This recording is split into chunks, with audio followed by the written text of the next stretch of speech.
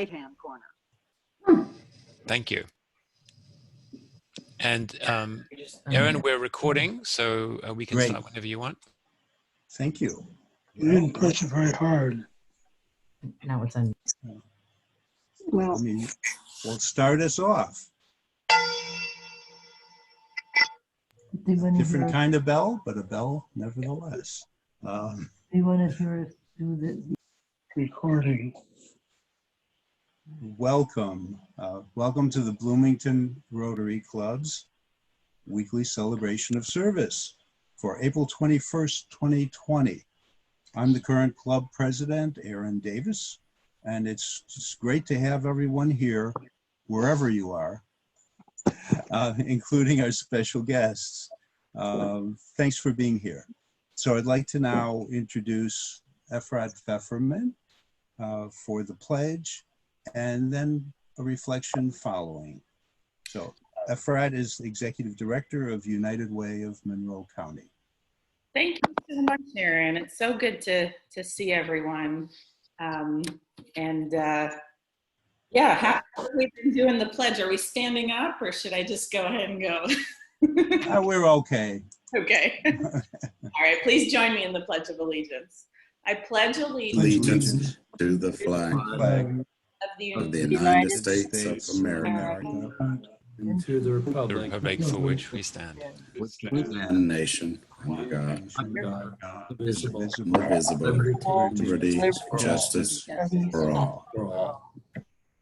Thank you. That we had a virtual Passover Seder with my mom's congregation, and it kind of sounded like that for an hour. But I'm humbled to be here speaking to United Way's efforts, and it's great to see my counterpart from Bedford in the South Central Indiana United Way, Kim Burgess, here as well. Hi, Kim. Early March, we started hearing the concerns springing from nonprofits, specifically in our world, the social services nonprofits, and the anticipation of the changes that will need to be made in terms of things like hygiene practices and how they serve our most vulnerable populations in this community. And so it was at that point where we realized this is going to be something that we need to start taking action on. Not only are we, at this point, we're talking about increased costs of hygiene and sanitation and things like that, but we were also seeing the cancellation of fundraisers that nonprofit agencies rely on so heavily to maintain their income, which allows them to provide services. So over the course of those couple of first weeks in March, it really scaled up into something a lot larger, as we all know, and every day, brought forth a new level of considerations and things to respond to. And so we were seeing it was going to be a lot more than just buying some hygiene items, right? And supplementing income. There are gaps that became apparent in our community, and I really have to credit the people on the ground for identifying those. When we think about our homeless population, individuals experiencing homelessness, currently crammed in shelters, right? Friend's Place, Wheeler, those are not places where everyone has 6 feet apart to spread out. And so the immediate need for isolation space and then physical distancing became apparent. And that is for the whole sector, not just for one agency. And the other thing that we were really concerned about was our food supply in our community. And we were hearing that from Julio at the food bank because the supply chain was starting to be affected. And not knowing what's in front of us, we really needed to get on top of that.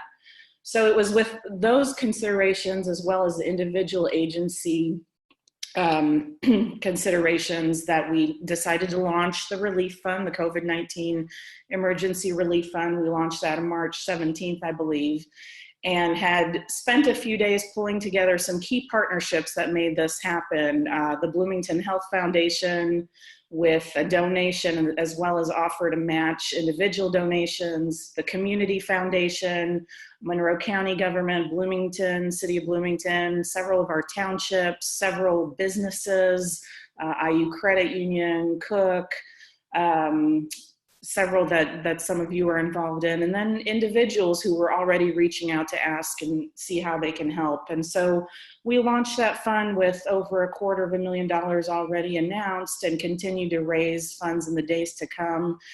And then we're able to do a first round of funding that targeted the isolation space needs and physical distancing needs in the homeless shelters, as well as the food supply, and then dispersed $300,000 to those two projects and to 16 other agencies serving vulnerable populations and basic needs. That was the focus. It was, food, shelter, basic health and safety measures.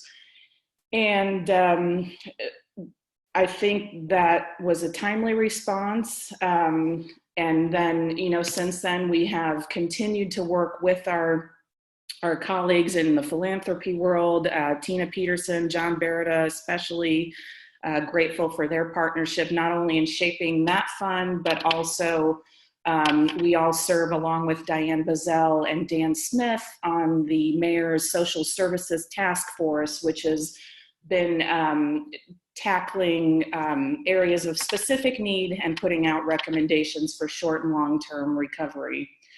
I think we'll have some good news in the days to come about a key partnership with the Lilly Endowment, and I'll look forward to sharing that as we move into phase 2 of funding nonprofits and social services in the community. But I just wanted to say how humbled but not surprised I am at the generosity of this community. And Rotarians, we exemplify this really more than any other group. So many of you have reached out to make connections, to donate, to ask how you can help. And this is really where I see, and reflect on the shared values of the United Way world and Rotary in terms of the understanding that we have a shared responsibility for our world and for those in it, and those of us who can do to the extent that we can. Matters of equity that intertwine, through these themes in terms of when something like this happens, who's most affected, and then, how do we address those inequities, and just that sense of fellowship that I see here, and I see through the United Way effort and the overlap. We're all in this together. I say that a lot. I know it's sort of a cliche, but we all are in this together. And I think we're all doing, all things considered, a really amazing job. And it just brings a tear to my eye to sit back and pause and reflect on that. And so I just wanted to say thank you. And I look to Rotary, this group, and all the others to continue from here in partnership, continuing to pivot when we need to be creative when we need to, and to build these deep connections for the better good. Thank you.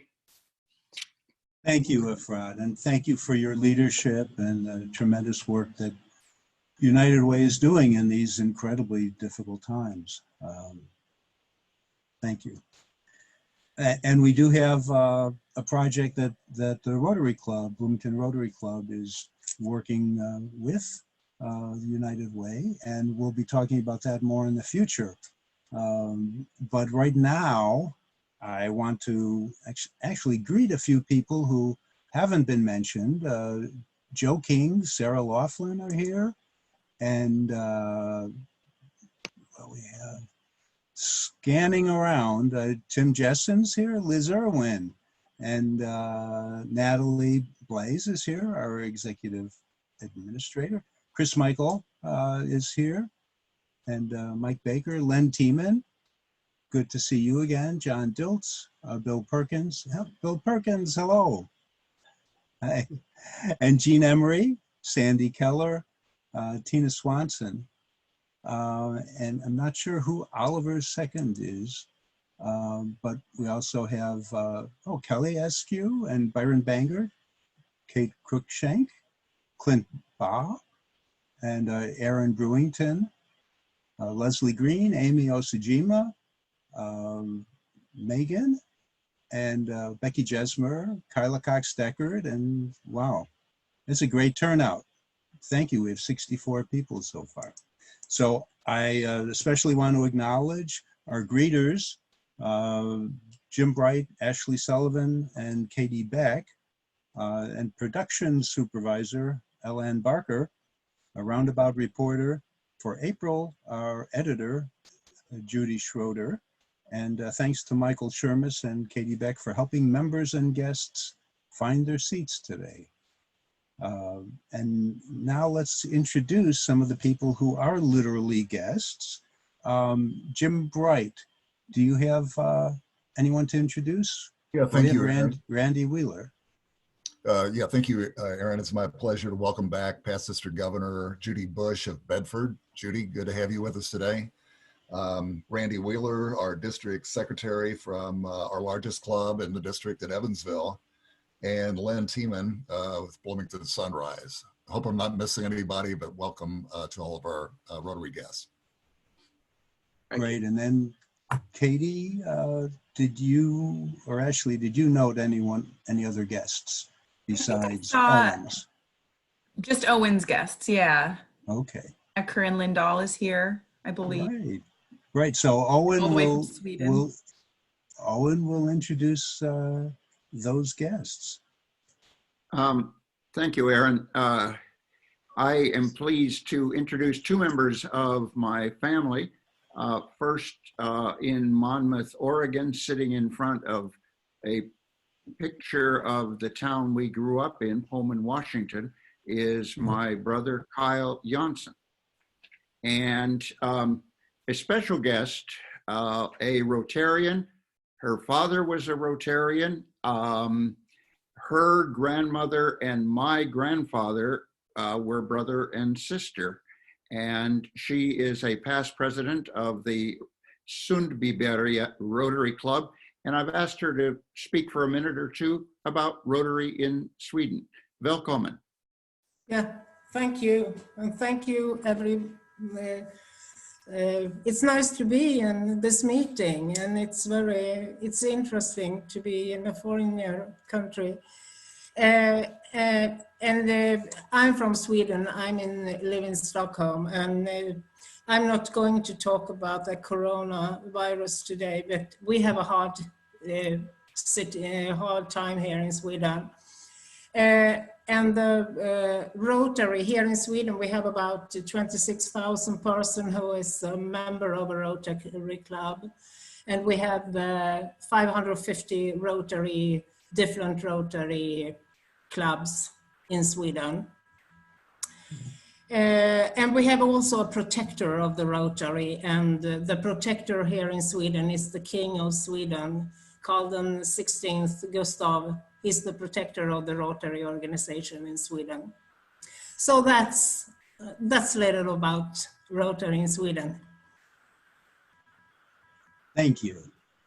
Thank you. Thank you. And it's so wonderful that whatever travel restrictions and physical distancing restrictions don't apply here. So we're just delighted to have a guest from Sweden today, a Rotarian.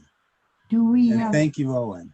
Do we in the United States have a protector of Rotary? Just wondered. Sorry. It's a good question. Maybe that would be for reflection in a coming week. Perhaps the Constitution. Yeah. Perhaps the Constitution. So I'd also like to make sure that all those who are signed in without video are recognized. We're just very glad to have all of you here. Your engagement is deeply appreciated. And now, so welcome everyone to Rotary in Bloomington, Indiana. Our Rotary family, we have birthdays this week, and there's one incredibly special birthday. Paul Harris, April 19th, 152 years ago, was born, and the founder of this organization, and our protector in deeds and ideology and just plain compassion and good work. So happy birthday to Paul Harris. Happy birthday to Rotary.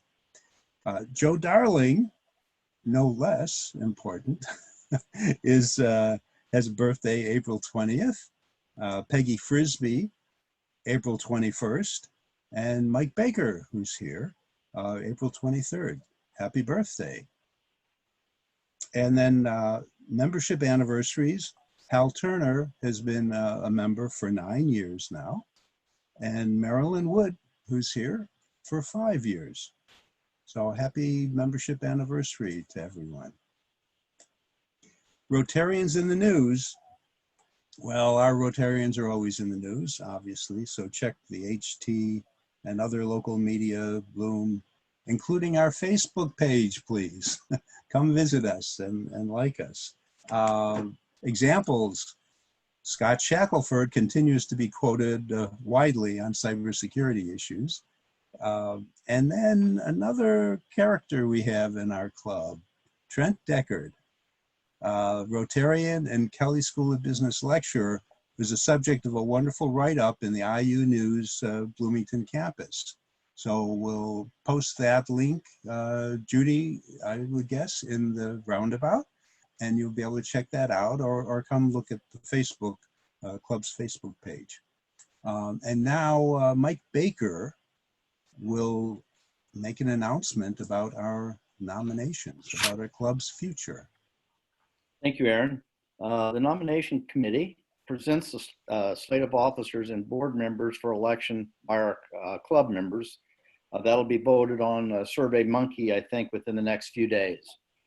So I'd like to present to you the slate. President nominee, Sally Gaskell. Treasurer, Kyla Cox-Deckard. Secretary, David Meyer. The board of directors, which is a 2-year term, both Jim Sims and Ron Barnes. So congratulations for all of you to be willing to serve our club, and looking forward to having you all on board. And I think Natalie will have that sent out in the next couple of days. So, thank you, Mike.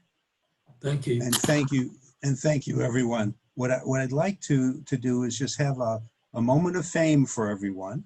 Of course, this is going to be Ashley Sullivan's year as president, and so I'd like Sally Gaskell to just announce, give your name and what you're nominated for. I'm Sally Gaskell, and I'm being nominated for the position of president-elect. Okay. And is Kyla here?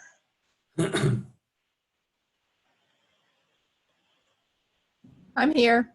Okay. Just wanted you to be on board. And what are you nominated for? Treasurer, 2nd year. Thank you. Thank you. And Dave Meyer is here. Yes, I'm nominated for secretary.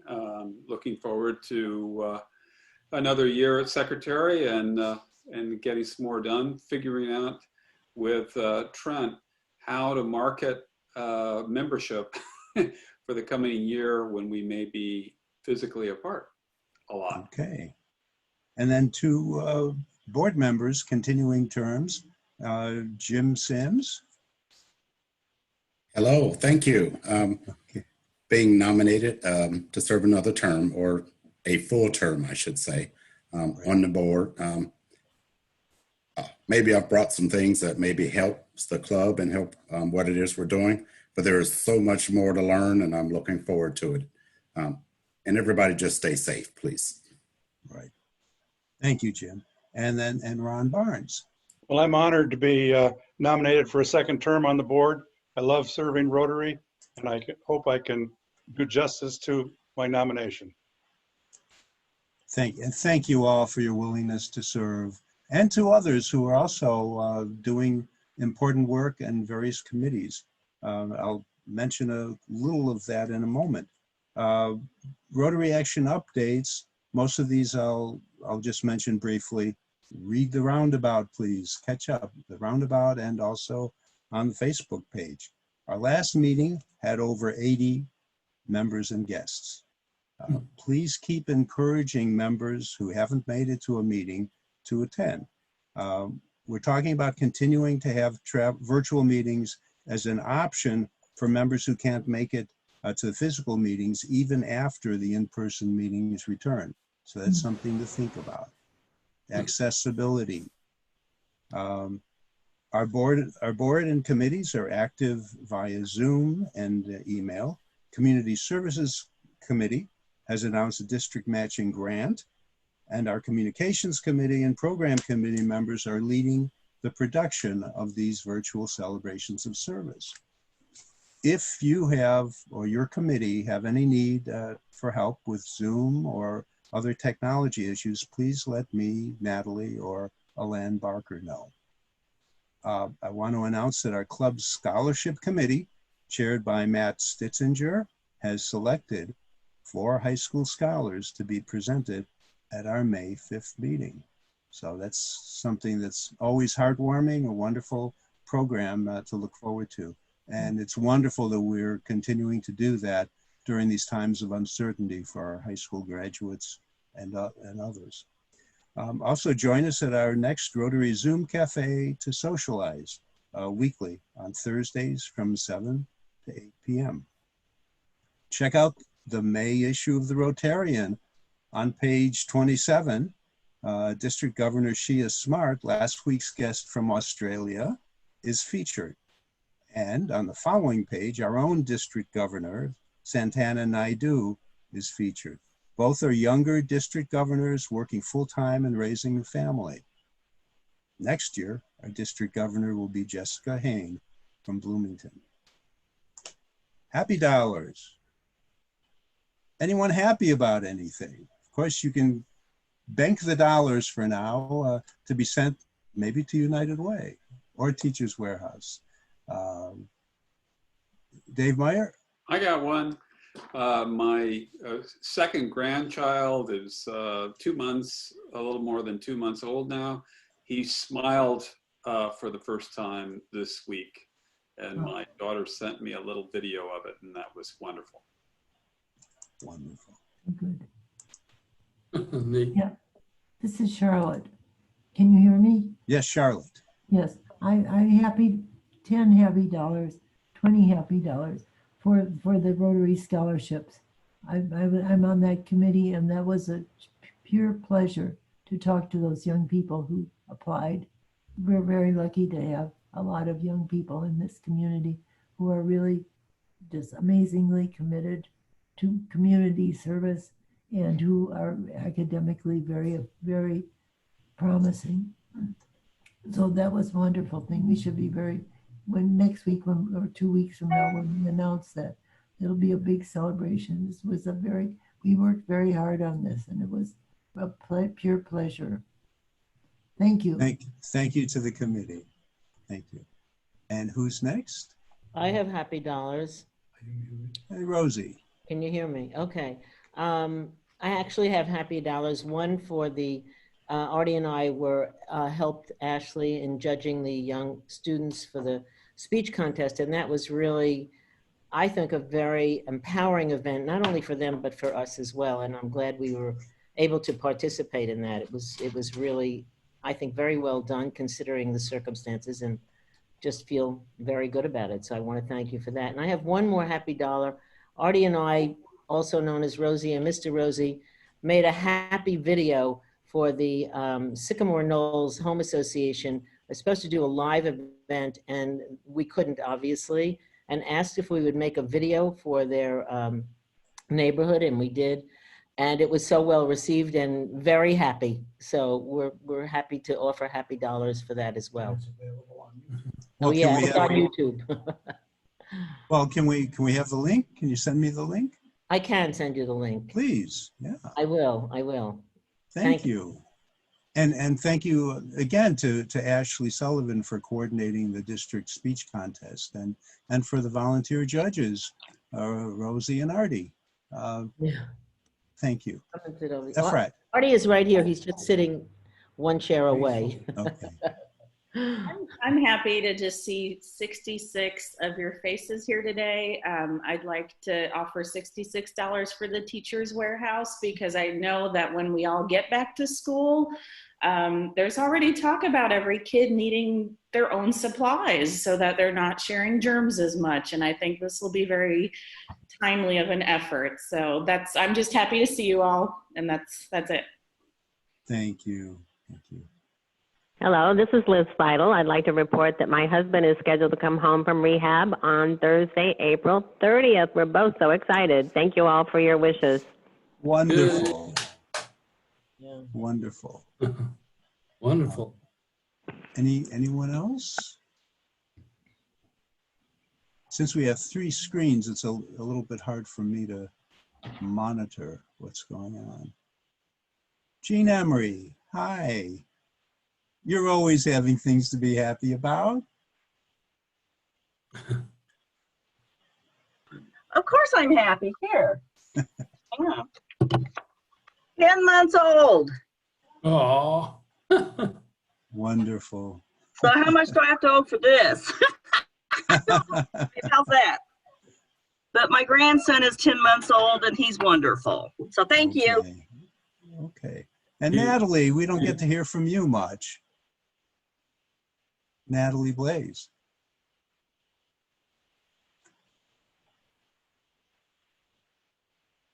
Hi, I'm here. I got to spend some time with my granddaughter yesterday. We did a 12-car parade for my niece's 11th birthday down in Mitchell.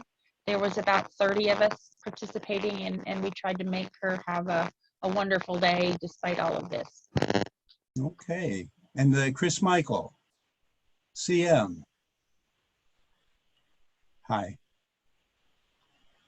Yeah, I'm just happy to report that Wheeler Mission Bloomington, our Center for Man, we have no one who's tested positive thus far for COVID. So a huge blessing there. Okay. Great.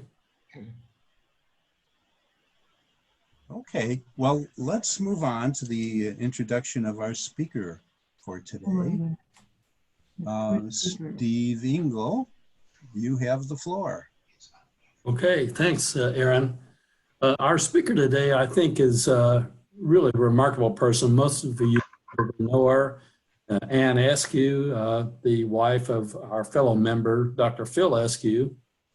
Ann has had just an amazing career in pediatrics, 43 years, nurse practitioner entirely in the field of pediatrics. So when we think of somebody who has experience and knows what she's talking about when we're talking about children, Ann Eske really knows. She has a bachelor's and master's degree in nursing from IU and went on to get a postmaster's certificate as a pediatric nurse practitioner. She's worked in Raleigh Hospital for children and also St. Vincent and IU Hospital North, and a number of different positions from bedside nurse on up to chief nursing officer. I thought that was chief of naval operations, but I guess she hadn't gone that far. She corrected me. But she's had a wealth of experience taking care of children, and several years ago became interested in the study of adverse childhood experiences on how that affects the children. And since most of us are parents or grandparents, I think that what she has to say, and I'm certainly looking forward to it, what she has to say about this this relatively new field of study, adverse childhood experiences, that she claims that are actually threatening our society. So I'm eager to hear what Ann has to say, and I hope that we all are too, and that we can relate what she has to say, our own experiences as children, parents, and grandparents. So please give a warm welcome. I haven't covered her entire bio. It's pretty thorough, but she did move to IU or Bloomington. She and Phil moved down here in 2017 and she worked for the IU Bloomington Hospital as Director of Women and Children's Services until she retired in February. So Ann has a wealth of experience in the area of pediatrics and childhood behavior. And so I'd like to go ahead and turn this over to Ann Eske. Please give her a welcome. Thanks, Steve. There, I see you, Ann. Okay. Can you hear me? Yes, we can hear Great. you. I appreciate that introduction. I appreciate you for having me today. You gave most of my introduction, so I won't have to speak a lot. I will say that Steve had asked me back in early January to speak to the Rotary group. I think that was following a conversation with Phil. And with my involvement with the IU Health and Regional Academic Health Center, they felt like I could speak to that. Since I retired in February, I didn't feel I was probably the best candidate to give that talk at this point. So hopefully in the coming year, you'll be able to have someone from the marketing department come, someone from the marketing department come and give you an update on the progress of the Regional Academic Health Center, as we're all seeing it come out of the ground quite fast now. So things are really on track for hopefully opening the end of 2021. I'm going to ask Alan to put my slides up. Thank you very much. Last week, or over the course of this past week, you were asked to complete the Adverse Childhood Experiences survey. It was a quick little survey, just 10 easy questions. I wanted you to do it in the privacy of your own home, really to just give you an idea of what the questions are. We're going to speak a little bit more about where they came from, but to give you some idea of what we're looking at. There are no right or wrong answers. It's really just a starting point for healthcare providers and those of us in the community to really understand what those adverse experiences are and how they can affect the long-term outcome of a child. We're not going to share any results. I don't want people to be sharing them or anything, but just think about what your answers were. Think about how maybe some of those events have impacted you through the course of your life and how you've dealt with them as we move through the presentation. Next slide, please. Dr. Robert Black is a very well-known pediatrician in the United States. He practices at the University of Rochester in Minnesota. He's actually a past president of the American Academy of Pediatrics, and he's been highly involved in the work of not only the ACEs committee through the CDC, but also spoken nationally on behavioral health issues. He's really the one that's looked at adverse childhood experiences as being the single greatest unaddressed public health threat facing our nation today. Since April is Child Abuse Prevention Month, I decided that this would be a great time to really get the word out about ACEs, what they are. It's really no better time to raise our awareness of what ACEs are. I know there's a lot of teachers in the group, as well as just business people in knowing what their employees are going through, and as well as what resources may be out there. But to look at the long-lasting effects of child abuse, neglect, and other types of childhood trauma. Next slide, please. This slide just really speaks to what ACEs are, the definition being traumatic early life events that can lead to negative health outcomes as adults. They include not only violence and abuse, but are also affected by growing up in a family with mental health issues and substance use issues. I'll speak to toxic stress in a few minutes, but it's really the toxic stress from ACEs that affect the brain growth and development of a child. Next slide, please. The key is ACEs can be prevented, and that's one of the things in raising awareness, really looking at the surveys that are done and dealing with those responses, getting people into programs and services that are available that we can stop the perpetual flow of abuse in our society.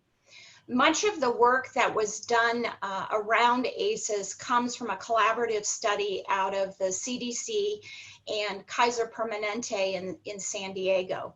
They actually conducted the study between 1995 and 1997 and looked at 10 types of childhood trauma and their impact on the long-term well-being of the child.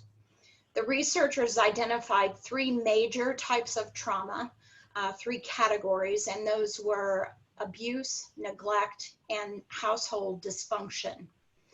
The study concluded, not surprisingly, that the more adverse experiences that are affecting a child, especially earlier in life, the greater the risk of significant physical, emotional, and social consequences in the future.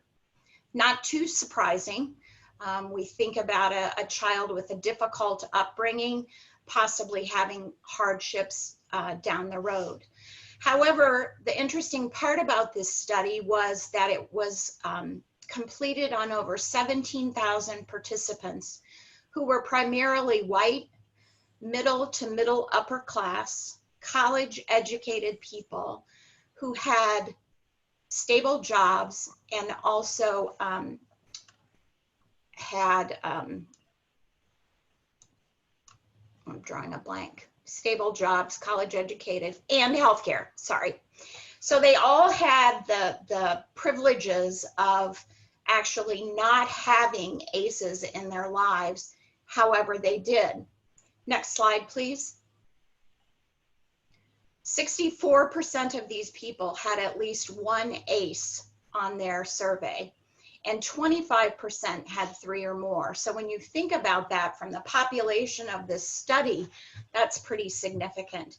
What it showed was that they were at increased risk for chronic disease and health issues, primarily being COPD, depression, asthma, diabetes, heart disease, and also impacting their social skills, academic achievement, and work performance. Next slide, please. So I mentioned toxic stress earlier, and just a little bit about pediatric and child development. To the brain, stress is stress. It doesn't matter what kind of stress it is. But a child's brain develops extremely fast during the first 3 to 5 years of life. That's the highest rate of growth of the brain itself. So when you think about it, being exposed to those events can have a very negative impact on the outcome and the experiences of the child. Chronic stress negatively affects that learning and also the growth and development of that brain. Next slide, please. So preventing ACEs can help children and adults thrive and lower the risk of conditions such as depression, asthma, cancer, heart disease, and diabetes. It can reduce highly risky behaviors such as smoking, drug abuse, and alcoholism. It can improve the education and employment potential of a child. And finally, it really helps to stop the flow of experience passing from one generation to the next. Next slide, please. This slide's rather busy, but I really just wanted to show you that what the potential reduction of negative outcomes could be if those ACEs were addressed. And it really shows that with proper education as well as intervention for ACEs, there could be a 44% reduction in depressive disorders in the United States. Likewise, those healthy risk behaviors and socioeconomic challenges could also be addressed. Next slide, please. So how do we raise awareness about this, and how can we help? The raising of awareness really looks at how we can change the progression, ideas that we can do both from a personal perspective as well as community solutions to shift the focus. So we're really raising awareness to help change how we think about the causes and moves us to how we can actually approach the causes and fix them. Next slide, please.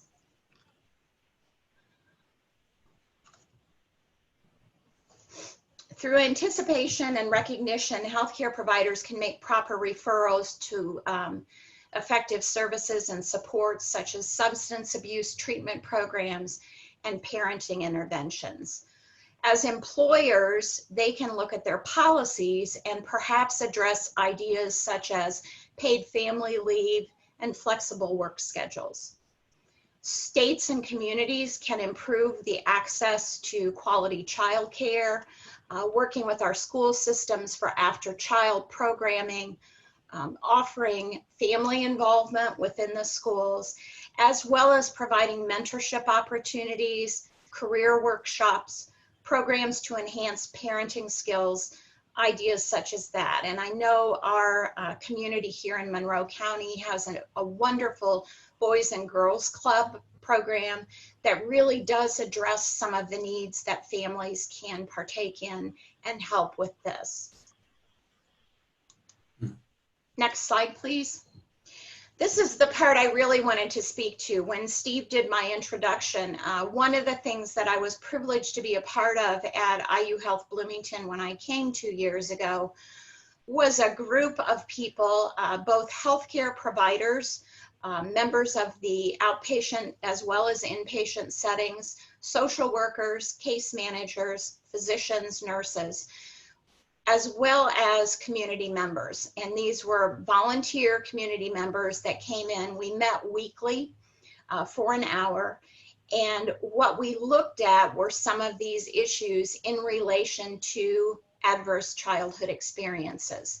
So this was a program that had been started, and we really kind of switched our focus on what could we do.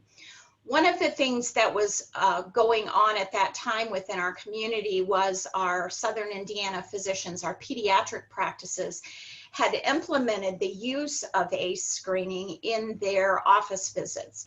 They weren't doing it all consistently, nor were they doing it with every patient. But over the course of our work in that first year, we really got it rolled out to all of the office settings so that the survey was done consistently with all their patients. Additionally, we worked with our OB providers within IU Health and got them to start utilizing the survey during prenatal visits. And they would identify those patients that were at risk with higher ACE scores. This really was kind of the starting point for what we did next.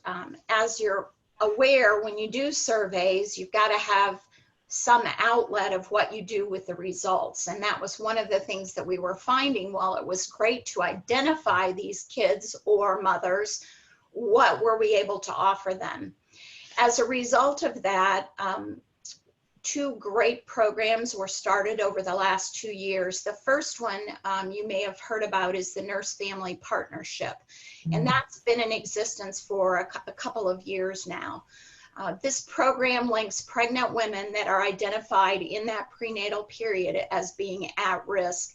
Preferably, we like to get them hooked into the program prior to 28 weeks of pregnancy. But again, we've had some that have joined the program after that.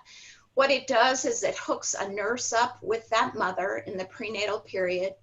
She follows that mother through pregnancy, through delivery, and then works with the mother and the family the first 3 years of that child's life. So it's a really key, not only program for helping the mother through that difficult time, but also kind of a mentorship of parenting skills, how to work with that infant, how to take care of herself as well as her family, getting them involved in jobs.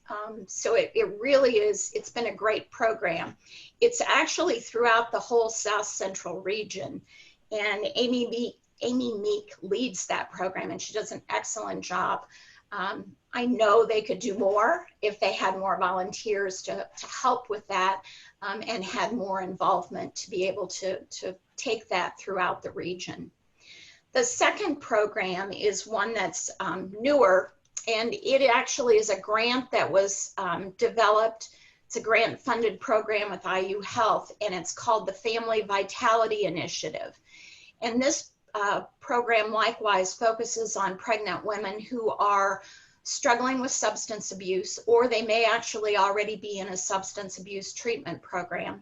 It also entails the father who also may be struggling with abuse, and they actually work to get the mom into services, establish her health care with a perinatal or a prenatal provider, and working with them to provide them with the services that they're needing. By linking mothers with substance abuse issues early in pregnancy and getting mother into those programs, as well as dad, early access to services, plus having an RN following mom and baby into that second or third year of life, it really can have a very positive impact, and it also helps the family navigate the system. So that's my little talk in a nutshell. I really appreciate your time. Thank you for your attention. And I want to leave you with this thought. If I could have my final slide, Alan. Maybe. Life is such a great thing. Remember, celebrate everything, live each moment, and always love a child. Thank you. Thank you, Anne. Thank you. Thank you. Thank you. And do you have time to stay for a few questions? Sure. Okay. Well, does anyone have a question? Just put it in the chat. Sure, or I do. I do. Okay, Steve.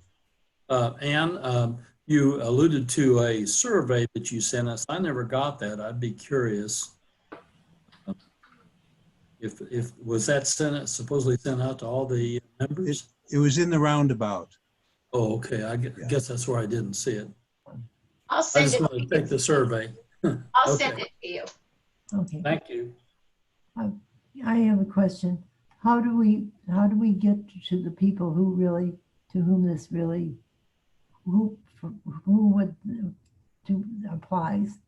And I'm thinking, I worked at Middleway House, and I think, that was a place where I think we see a lot of the results of ACEs. How do we get to the people who eventually end up at Middleway House or some of our other agencies? How do we get there? Well, I know with the survey being done, we actually looked at a starting point, and that was having the survey within our pediatric practices.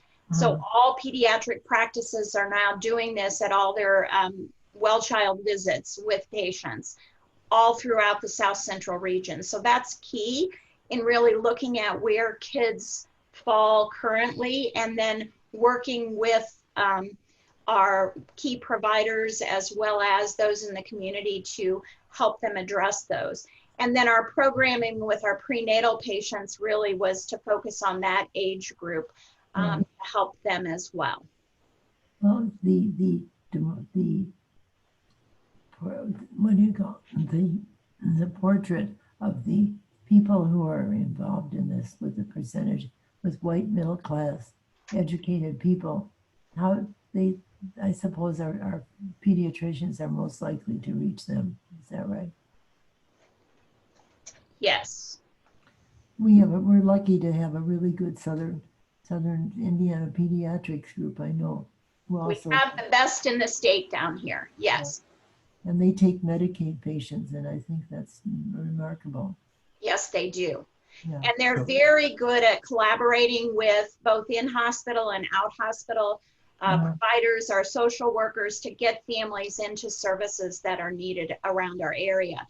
The Family Vitality Program, the initiative that I spoke to, they actually are putting together kind of resource books for the office settings to utilize so that we know what services are available in our community that they can then refer patients to. Wonderful.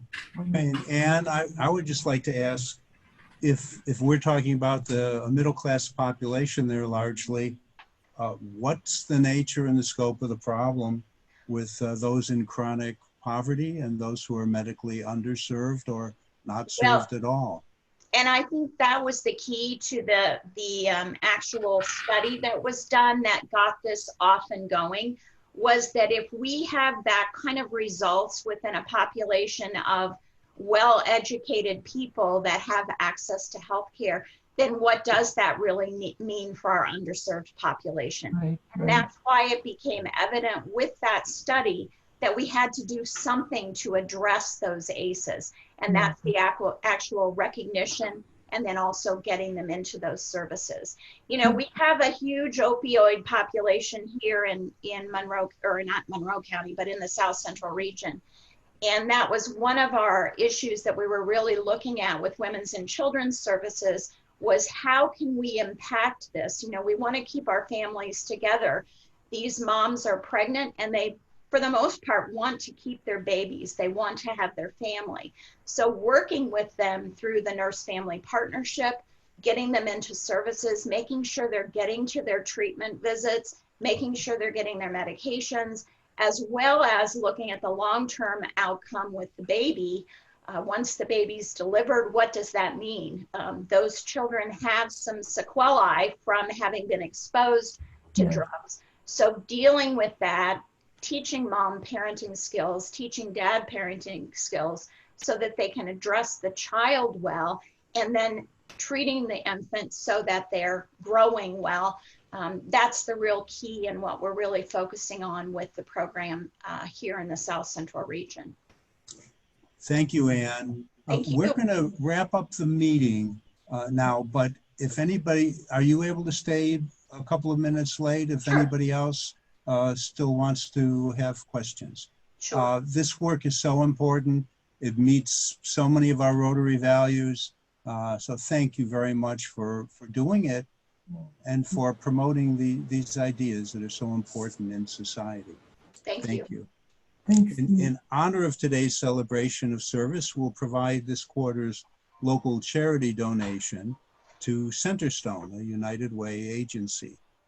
Now, Ashley Sullivan, if you're here, could you mention next week's program?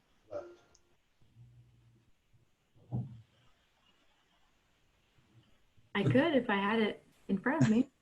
I apologize, Aaron. Could you introduce it and I'll just gladly endorse it? I'm sorry. That would be. So next week, April 28th, on Zoom, our speaker will be Jane Rogan of the Indiana University Center for Rural Engagement, and Charlotte Zitlow will be introducing her. Yeah.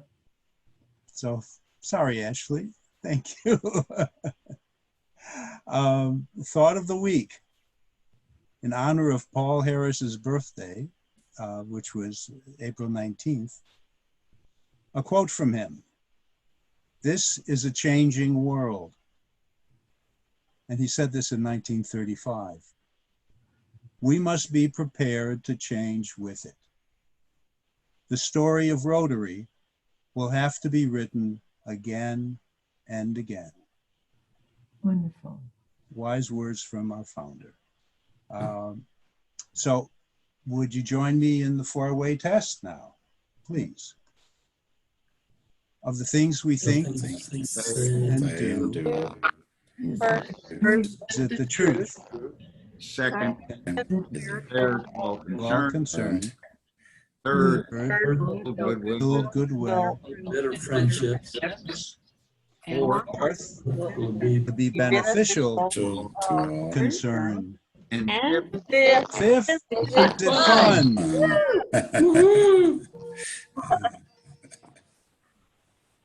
Thank you.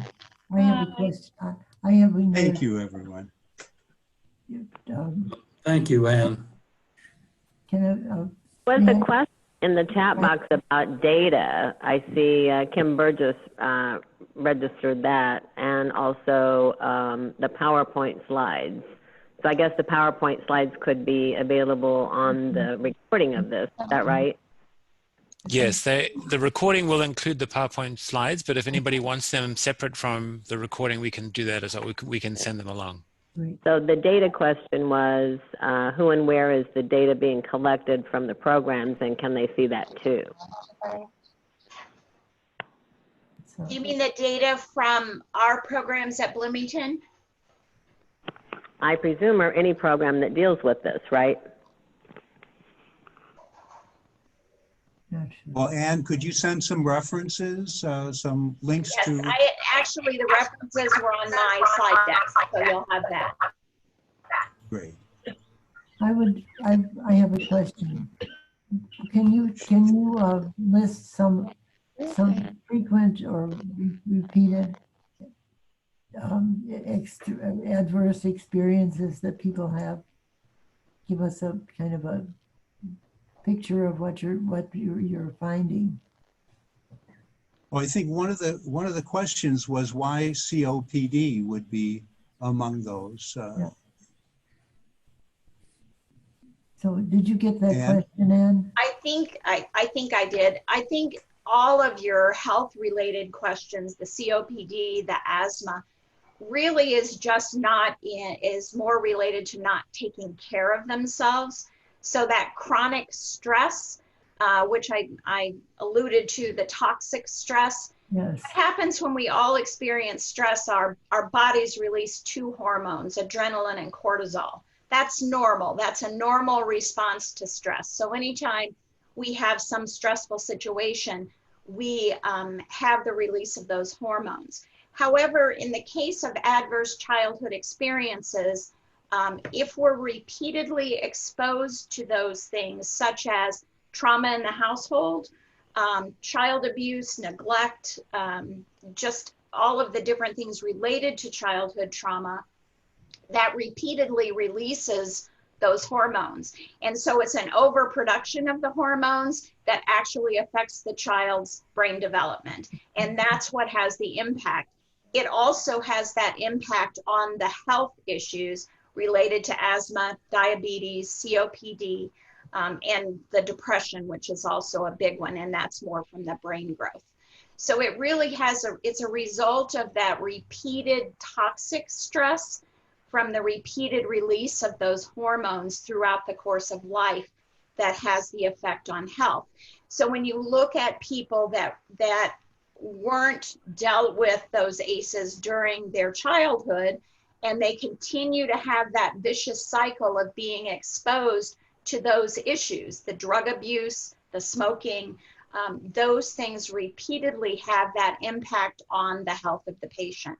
And that's where you see the COPD and the asthma and diabetes. And if we add in there the effects of let's say, racist society, different challenges, sexism that people may be enduring chronically every day, it doesn't stop.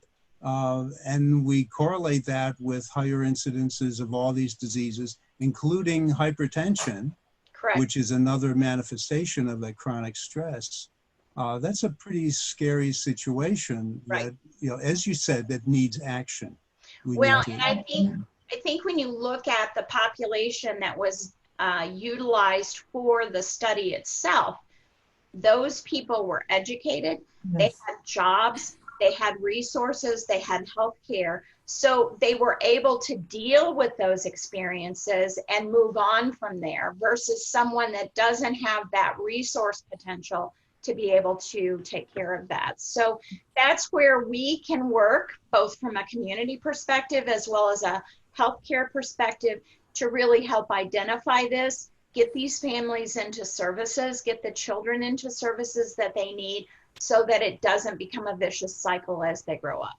Like, one question I have is belittling of children, belittling, putting them down and squelching them. Yes.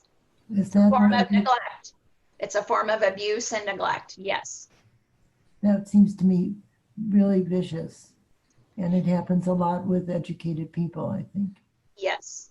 And that's one of the things in looking at some of the parenting classes that are out there and helping parents to develop those skills to better communicate with their children, that we're seeing some real progress made with the situation. So wonderful. Thank And you. as you mentioned, we have more access to the health and needs of younger people and young parents. And the goal is to eventually reduce the problem in general for adults and even for seniors through these interventions with young people. yes. So that's such important Mentoring is work. huge. Mentoring can be huge. Yes. And I think those in the community as employers likewise can better understand what their employees are going through and helping with that. We spoke to the need for employers to have policies and procedures in place to really help families in looking at parental leaves and the ability to get the resources that they need. So it impacts all of us. It's not just in the healthcare arena, it's in our communities. And as long as we're recognizing it's out there and helping people get the services they need, I think that's key. That's wonderful. Wonderful that you're doing that. Thank And you. I have a question about the nurse-family partnerships. First, how do people qualify for that? Who gets into that program? And how often do these visits happen over the course of the pregnancy and the 3 years of the child's life? And then what is the follow-up or referral after that period? Well, as I said, it's getting bigger. The program's getting bigger, which is a good thing because it does include the whole South Central region. So when we look at the population, like in Paoli, which is a more underserved area, and Greene County, we see some of our families that live in those areas that are a part of the program. The way a mother is able to be taken into the program, it's a referral by the physician. So that was a part of our work with our physician offices here in the South Central region, our OB offices, was to get them to actually do the ACE screen on their patients prenatally. And the key, they do that at the first prenatal visit if possible, and that way we're getting them into services. The real key is to get them involved prior to 28 weeks of pregnancy. The nurse that is assigned to that family kind of becomes a member of the family. And a lot of it depends on the relationship that they build with the patient. We've had nurses that come to office visits, each office visit with that mom prenatally. We had a patient in our neonatal intensive care unit at IU Health Bloomington who delivered her baby prematurely, and that nurse was her care provider and came into the unit with her during the course of those visits with her baby. They talked about the baby and the development. They go to office visits. They'll go into, if the mother is actually working, they'll go to their jobs. So it's kind of nurse to nurse, but they are really a part of that care team. And they follow that family once the baby's delivered up until the baby's about 2 to 3 years of age. At that time, many of the services, I'm not sure if you've all heard of First Steps before, but yeah. First Steps is a service that's out there and available. And typically at delivery, we get them involved with First Steps services, which looks at developmental growth, developmental mental development, and all of that, as well as physical therapy, occupational therapy if needed. At 3 years of age, those services transition to the schools. So at that time, then that's primarily when the nurse will kind of back off of that relationship. Not to say that she doesn't maintain contact with those families, because we're seeing that now. The program's been up and running long enough that, you know, once the family gets on their feet, they've gotten the services that they need, mom's into a job or whatever the needs are, that the need for that relationship changes a little bit, and it becomes more of that friend to that mom, that mentoring, basically. Yeah. Thank goodness. Wow. That's amazing. I So when remember you say that- you need extra volunteers for that, you need more nurses to step Yeah, up. we need, and it's not really a volunteer. You know, they need more nurses to do that. The problem is funding for that. Yeah. Because it isn't a funded program very much. It's through our community health division. So it really is a matter of just having the resources out there. And that was where the Family Vitality Initiative came from, was kind of an offshoot of that, to actually prepare resources for the offices so that nurse practitioners within the offices could become more of that resource of getting the patients the services that they need. Wow. Thank you, Anne. Thank you. Yeah, Thank you. This is great. Great community service. And if people didn't know about it, you know, it's not as powerful. And I think the fundraising has probably helped also with education about these important programs. Yeah, I remember when the nurse practitioner, when that program was started by the prosecutor about 4 years ago. And we didn't fully understand the impact that it would have, I think, at the time. Well, and we didn't have the resources either at that time. Now that we've really identified that, we're able to really kind of move forward. You know, having a survey and getting the results is one thing, but doing something with those results is entirely another. Right. Thank you. Thank you very much. Thank you, Anne. That was very enlightening. Excellent. Yeah. Thank you so Thank much. you, Steve. So, Okay, Erin, Anne, I'm going to we- stop recording here. Thank you. Okay. There we go. Goodbye.